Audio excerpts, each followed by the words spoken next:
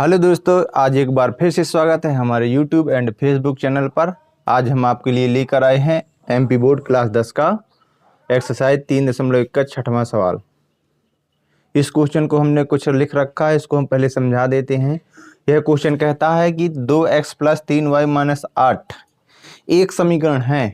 Question में एक समीकरण दिया गया है, लेकिन कहता है कि अगला एक जो रैखिक समीकरण आपको प्राप्त करना है वो किस 3 बार प्राप्त करना है। पहली कंडीशन में होना चाहिए प्रतिच्छेदी रेखा करती हो, दूसरा होना चाहिए समांतर रेखा और तीसरा संपाती रेखा। अपने से समीकरण एक बनाना है। एक समीकरण तो हमारे पास है, दूसरा रैखिक समीकरण बनाना है कि वो प्रतिच्छेदी रेखा का एक बार क्या करे, फॉलो करे, फिर समांतर रेखाएं दर्शाए और संपाती रेखाएं दर्शाए। तो इसके लिए हम लिखेंगे नंबर, अब हल लिख देंगे नंबर 1 पर प्रतिच्छेदी रेखा के लिए।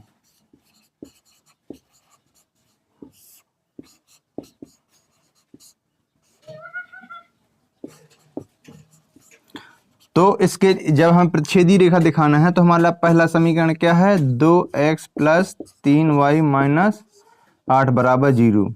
ठीक, तो हम दूसरा समीकरण बना लेंगे अपने से, 3x + 4y = 12 - 12 = 0। ये हम अपने से बना लेंगे ताकि प्रतिच्छेदी रेखा का निरूपण कर सके। तो अब हम इसके a1 वही मान है कि a1 x b1 y c1 और फिर a2 x b2 y और c2 = 0 ये प्राप्त करेंगे। तो यानी a1 का मान क्या हो जाएगा, 2, और b1 का मान क्या हो जाएगा, 3, c1 का 8, माइनस का a2 का क्या हो जाएगा, 3, b2 का क्या हो जाएगा, 4, और c2 का क्या हो जाएगा, -12।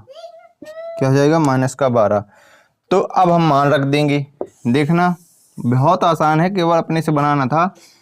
तो अब मान रखेंगे तो क्या होगा हमारा, 2/3 और ये हो जाएगा 2/3, ये 3/4। क्या ये आपस में बराबर हैं?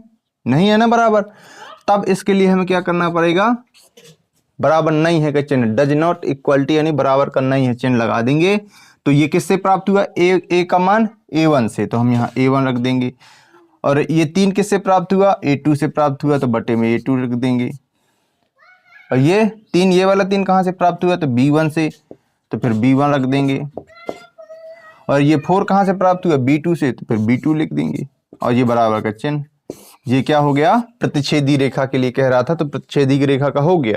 इसी प्रकार हम समांतर रेखा के लिए, समांतर रेखा का क्या होता है, a का b का मान बराबर होता है, c का मान बराबर नहीं होता है। तो दूसरा हम लिखेंगे क्या, समांतर रेखाओं के लिए। तो हमारा पहला समीकरण क्या था, ये लिखा था, इसको ज्यों का त्यों लिख देंगे, 2x + 3y - 8 = 0। तो इसको हम बना सकते हैं 4x + 6y - 12 = 0। तो इसी प्रकार उसके मान निकालेंगे। इसमें a1 का मान क्या होगा, 2, b1 का मान क्या होगा, 3। आपको समझ में आ गया, बिल्कुल आसान है, कोई दिक्कत नहीं, केवल यहाँ से रैखिक समीकरण से देखना है, सीधे लिख देना है। तो इसी प्रकार c1 का मान क्या हो जाएगा, बताओ जरा, -8। इसी प्रकार अब इस समीकरण 2 से देखेंगे तो a2 का मान क्या हो जाएगा, 4 हो जाएगा, b2 का क्या हो जाएगा, 6 हो जाएगा, c2 का क्या हो जाएगा, -12। चिन्ह को कभी ना भूलना, चिन्ह को हमेशा ध्यान में रखना, क्योंकि चिन्ह ही गणित में बहुत बड़ा अपना एक खुद का रोल रखता है। यदि चिन्ह आगे पीछे हो गया तो उसका उत्तर भी आगे पीछे हो जाता है, इसलिए चिन्ह पे विशेष ध्यान देना है।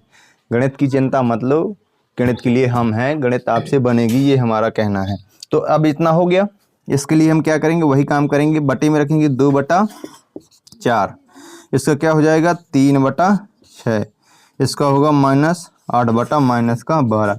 क्या इसका सिंप्लीफिकेशन होता है, क्या सिंप्लीफिकेशन मतलब सरलीकरण। सरलीकरण का मतलब उसको छोटे रूप में परिवर्तित कर देना भिन्न को। तो होता है 2 एकम 2, 2 दूना 4, 3 एकम 3, 3 दूना 6। 4 दूना 8, 4 ती 12। ठीक, अब हम इसको रख लेंगे ऐसे, फिर से एक लाइन खींच लेंगे। तो इसको रखेंगे 1/12, 1/2। इसका भी आया क्या मान, 1/2। क्या ये आपस में बराबर हैं? बराबर हैं, तो हम बराबर का चिन्ह लगा देंगे, कोई दिक्कत। इसके बाद हम ये सी का भी मान रखेंगे 2/3, 2/3। क्या ये बराबर है 2/3 इनके? नहीं है, तो बराबर नहीं का चिन्ह लगा देंगे, कोई दिक्कत नहीं है। दिक्कत एक ये मान कहाँ से प्राप्त हुआ था? A1 से, तो यहाँ लिख देंगे A1/A2 बराबर B1/B2 बराबर नहीं है C1/C2। ये कहाँ से प्राप्त होता है? कहाँ से प्राप्त होता है? जब हमारी दो रेखाएं या रैखिक समीकरण क्या होती हैं, रेखाएं सॉरी, जब हमारी दो रेखाएं आपस में समांतर होती हैं तब उसकी कंडीशन ये बनती है। ठीक, इसी प्रकार तीसरा हम लिखेंगे। तीसरा में क्या प्राप्त करना था? संपाती रेखाएं।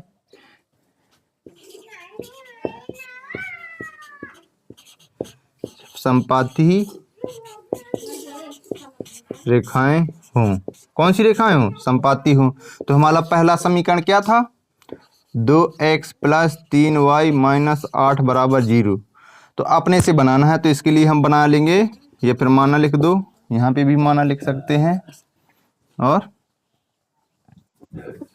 यहाँ पे भी माना लिख सकते हैं। अपने से बनाना था, तो इसके लिए हम कर सकते हैं 4x + 6y - 16 = 0। ठीक, तो इसी प्रकार से A1 का मान प्राप्त हो जाएगा 2, B1 का क्या होगा 3, C1 का हो जाएगा -8।